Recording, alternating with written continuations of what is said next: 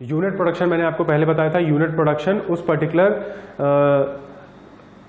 Structure के पास जाकर ही उसको बनाया जाता है, ठीक है। तो it involves production as per customers specification. Customer specification का मतलब होता है कि जो कस्टमर चाहता है, ठीक है, जो कस्टमर चाहता है उसके अनुसार ही चीज बनेगी। अब मान लो हम घर बनवा रहे हैं, तो हमारे घर के अनुसार ही तो नक्शा बनेगा, हमारे घर के अनुसार ही तो कमरे का डायमेंशन बनेगा, या नक्शे वाले ने नक्शा बनाया तो वो हमारे कहे अनुसार ही तो हमने उसको बताया कि भैया 4 कमरा, 1 हॉल, 2 बाथरूम, इस तरीके से बने। तो वो होता है कस्टमर स्पेसिफिकेशन, कि कस्टमर ने जो कहा उसके अनुसार हमने प्रोडक्शन किया, ठीक है। लेकिन यहां पे कस्टमर बहुत बड़े बड़े होते हैं, ठीक है, यहां पे कस्टमर बहुत बड़े हैं। जैसे गवर्नमेंट एक बहुत बड़ी कस्टमर है, जैसे L&T एक कंपनी है, तो L&T क्या करती है, ब्रिजेस बनाती है, बड़े बड़ी बिल्डिंगें बनाती है, बहुत बड़े बड़े प्रोजेक्ट लेती है अपने हाथ में। जैसे अलग अलग शहरों में, इंडिया के अलग अलग शहरों में मेट्रो में बहुत ज़्यादा काम चल रहा है, मेट्रो का काम किया गया है। तो जैसे मुंबई में रिलायंस ने किया था, रिलायंस उस पर बहुत ज़्यादा अपना कंस्ट्रक्शन कर रही थी। लखनऊ में L&T काम कर रही थी, ठीक है, उस पर्टिकुलर प्रोजेक्ट पे मेट्रो का काम करने के लिए। अब मेट्रो का काम भी 2 टाइप का, जमीन के ऊपर भी पिलर खड़े होकर मेट्रो ऊपर जाएगी और जमीन के नीचे भी वो जाएगी ग्राउंड के अंदर से। तो इनका भी अलग अलग टेंडर, अलग अलग कंपनियां हैं। जमीन के ऊपर का पूरा पूरा हिस्सा L&T बनाएगी और जमीन के नीचे का सारा हिस्सा कौन बनाएगा, टाटा कंस्ट्रक्शन कंपनी। तो ये भी अलग अलग है, ठीक है। तो इस तरीके से ये यूनिट प्रोडक्शन है एज पर कस्टमर, क्योंकि टाटा अंदर जो ग्राउंड के अंदर वाली कंस्ट्रक्शन है वो उसमें उसको महारत हासिल है, ग्राउंड के ऊपर की जो कंस्ट्रक्शन है वो L&T को महारत हासिल है। तो अपनी इंजीनियरिंग वो उसमें इस्तेमाल कर रही है। ग्राउंड के नीचे हमें नहीं आता, तो किसी और कंपनी ने उसका टेंडर ले लिया, वो टाटा थी, टाटा ने अपना अंडरग्राउंड कंस्ट्रक्शन कर लिया, ठीक है। तो ये एज पर कस्टमर्स बनता है। अब जैसे मैंने आपको पहले एग्जाम्पल बताया था यूनिट का, कि हम उसी जगह पे वो पर्टिकुलर चीज डालते हैं, ठीक है। यानी कि अगर हमें कोई बहुत बड़ा ब्लॉक बनाना है, ब्रिज का एक बहुत बड़ा ब्लॉक बनाना है, ब्लॉक का मतलब एक हिस्सा, ठीक है। ब्रिज आपने देखा होगा इस तरीके से, ये पिलर खड़े हैं, ठीक, ये पिलर है, ये 2 पिलर हो गए, इसके बीच में ये सेक्शन एक बन गया।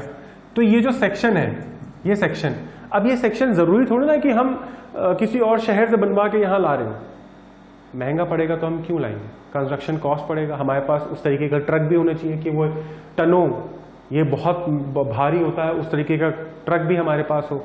नहीं है तो हम क्या करते हैं, जहां पे बन रहा है उसी के पास ही हम उस कंस्ट्रक्शन साइट पे इस पर्टिकुलर पिलर को बनाने लगते हैं, और जब ये बन के तैयार हो जाता है हम उसको इस खंभों पे इंस्टॉल कर देते हैं। बस ये हमारा कंस्ट्रक्शन है, ठीक। तो अब इसमें भी this ensures simultaneous production of large number of batches और ऑर्डर्स, ठीक है।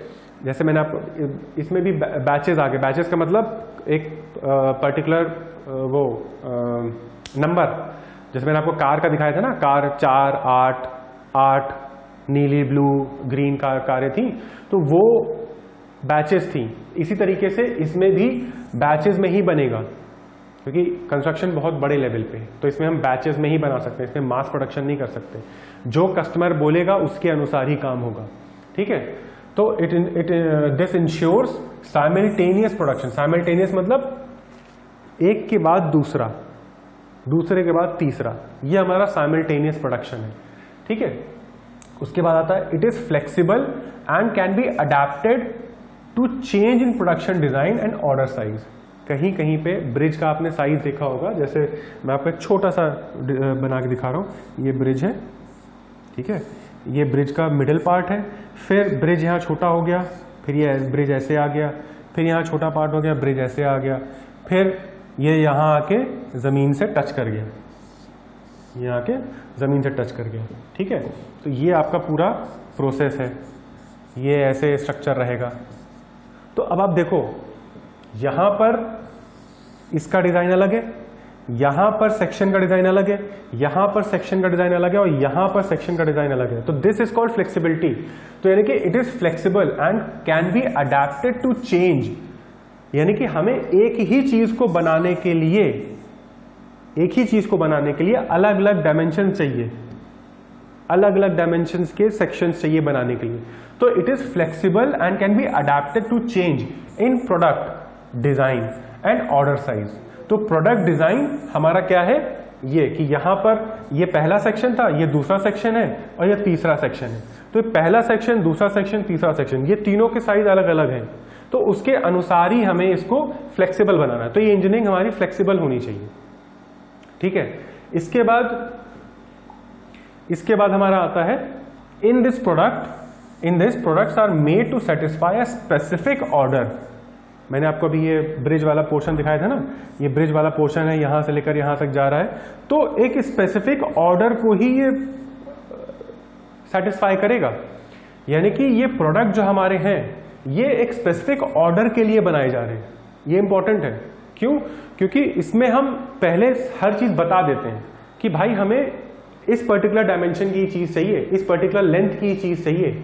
अगर इस तरीके से है तभी हमारा वो प्रोडक्ट तभी हम उसके पैसे देंगे। अगर उस डायमेंशन या उस पर्टिकुलर वेट या उस पर्टिकुलर लेंथ का हमें नहीं मिला तो हम क्यों पैसे देंगे आपको?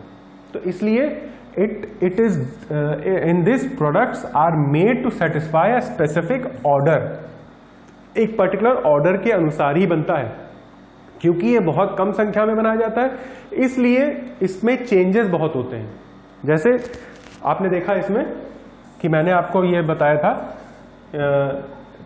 कि एक ये ब्रिज बना, ठीक है, इस ब्रिज के ऊपर ये एक सेक्शन रखा गया, बीम रखी गई, फिर ये नीचे की तरफ इसका स्लोप आ गया, फिर ये नीचे चला गया, ठीक है। इसी तरीके से यहाँ पे भी ये इधर से नीचे चला गया। तो ये जो नीचे जा रहा है, ठीक है, ये जो यहाँ से सेक्शन स्टार्ट हुआ, यहाँ से सेक्शन स्टार्ट हुआ, ये ऊपर गया, फिर यहाँ गया, फिर यहाँ से फिर ये नीचे आया, फिर नीचे आया।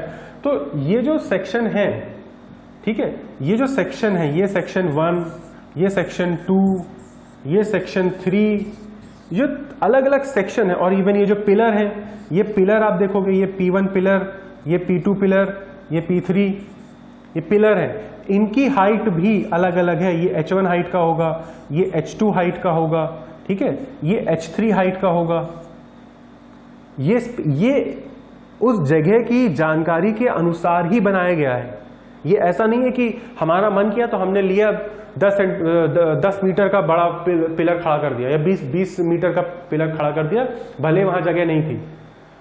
ये इसके अनुसार ही, स्पेसिफिक ऑर्डर के अनुसार ही बनेगा।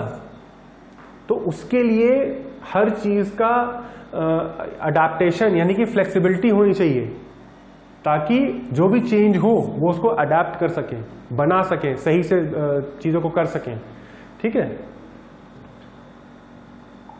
फिर आता है हमारा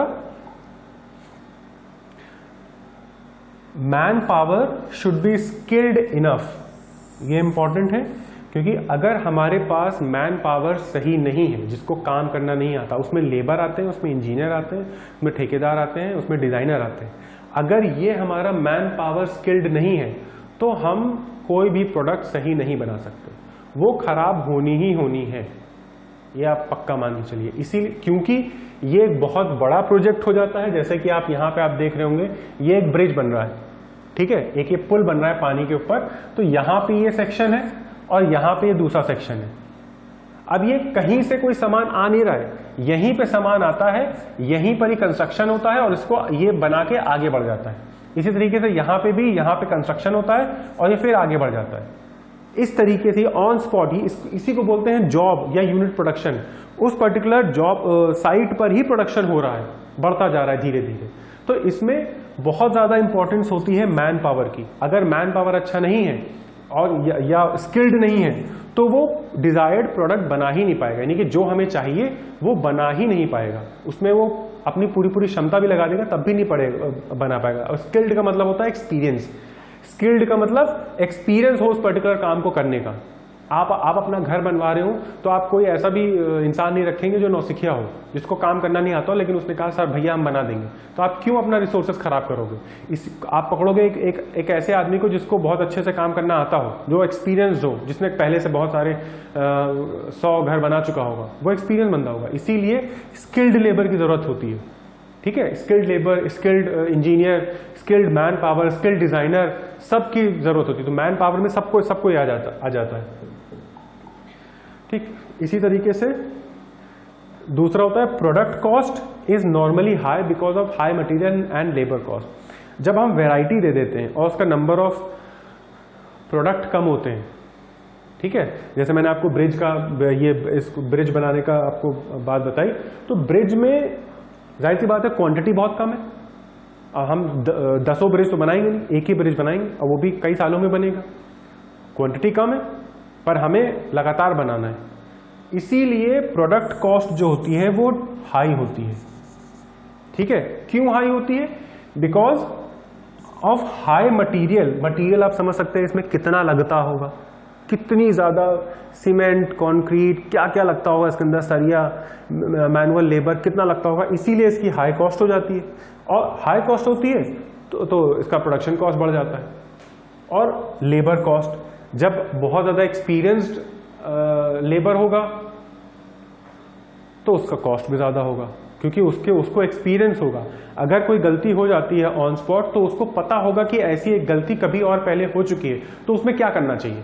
तो इसलिए लेबर कॉस्ट बढ़ जाती है। जहां लेबर कॉस्ट और मटेरियल कॉस्ट बढ़ता है वहां पे प्रोडक्शन कॉस्ट बढ़ जाती है। ठीक है, इसीलिए जो प्रोडक्शन होता है वो इंपॉर्टेंट भी है, लोग उसको करवाते भी हैं और उसका पैसा भी देते हैं। अब ये तो हमने आपको एक ब्रिज की बात बता दी। मान लीजिए कोई बहुत महंगी कार आप खरीद रहे हैं, मान लो आप फरारी कार खरीद रहे हो, तो फरारी कार बनाने के लिए इस तरीके से थोड़ा कि टाटा नैनो की तरह कारें निकाल रही हैं बना के, भाई उसकी कीमत होती है करोड़ों में। या BMW की कोई R7 R8 कार की हम बात करें तो उसकी कीमत करोड़ों में, 3-4 करोड़ की कार आती है। अब 3-4 करोड़ की एक कार आ रही है, आप सोचो उसको, और वो गिनती की कारें हैं पूरे ऑल ओवर वर्ल्ड में, 7 या 8 या 10 कारें होंगी, ठीक है, जब से वो बन रही है, क्योंकि उसको खरीदने वाले ही नहीं है। जब खरीदने वाले कम होंगे तो जाहिर सी बात है वो कम प्रोडक्शन करेंगे। अब वो इतने करोड़ की क्यों है? क्योंकि उसमें लगने वाला हर एक मटेरियल, हर एक लग्जरी, हर एक टायर, इंजन, कंप्यूटर, सेंसर्स, वो सब हाई क्वालिटी के हैं और हर जगह अच्छी जगह प्लेस किए गए हैं। सेफ्टी मेजर्स उसके बहुत ज्यादा होंगे, आपको कंफर्ट होगा। तो ये सारी चीजें हैं जो उसमें इस्तेमाल होती हैं। इसीलिए उसको बनाने वाले कौन है? उसको बनाने वाले ये लेबर, ठीक है, उसमें लगने वाला मटेरियल बहुत महंगा है, इसीलिए उसकी प्रोडक्ट कॉस्ट बढ़ जाती है। इंजीनियरिंग, ठीक है, मटेरियल, लेबर कॉस्ट, इंजीनियरिंग, क्योंकि उसकी जो बॉडी होती है वो भी नॉर्मल मटेरियल से थोड़ी ना बनती है, वो कार्बन फाइबर से बनती है जो वैसे ही बहुत महंगा है। वो स्टील से ज्यादा मजबूत होता है और स्टील से बहुत कम वेट होता है उसका। तो जब इतनी ज्यादा स्पेसिफिकेशन आ जाते हैं तो जाहिर सी बात है वो बहुत ज्यादा महंगा हो जाता है। ठीक है, क्योंकि उस कार्बन फाइबर को फिर उसको कास्टिंग भी करनी पड़ती है, उस गाड़ी को एरोडायनेमिक बनाना होता है। एरोडायनेमिक का मतलब उसमें एयर फ्रिक्शन ना लगे। भाई जब हम चलते हैं तो हवा की वजह से घर्षण पैदा होता है। हम चलते हैं, गाड़ी से चल रहे हैं या ट्रक से चल रहे हैं, किसी से भी चल रहे हैं, तो हमें एक हवा का दबाव पड़ता है, हवा की वजह से फ्रिक्शन प्रोड्यूस होता है। तो इसीलिए गाड़ी के जो एंड्स होते हैं, गाड़ी के आगे के एंड्स देखे होंगे, विंडशील्ड होती है, उसको कर्व रखा जाता है, यानी कि उसको एक कर्व दिया जाता है ताकि हवा आए और हवा इस कर्व से होते हुए आगे की तरफ निकल जाए। ब्लंट एंड होगा, मतलब ऐसे स्क्वायर होगा, तो वो इसको धक्का देती रहेगी, इसको रोकेगी। अगर ये आगे की तरफ मूव कर रहा होगा, ये आगे की तरफ जा रहा होगा, तो ये इसको बहुत ज्यादा रोकने की कोशिश करेगी, बहुत ज्यादा फोर्स लगा देगी, बहुत ज्यादा, तो ये रुक जाएगी, इसकी स्पीड कम हो जाएगी। लेकिन अगर कर्वेचर होगा, जैसे यहां पे था, ये कर्वेचर है, तो इस कर्वेचर में क्या अच्छाई है कि ये जो विंड आ रही है, ठीक है, ये जो विंड आ रही है, इस विंड को ये मूव करा के आगे की तरफ भेज देगी। तो जिस स्पीड से ये आ रही होगी उस स्पीड से चलती रहेगी।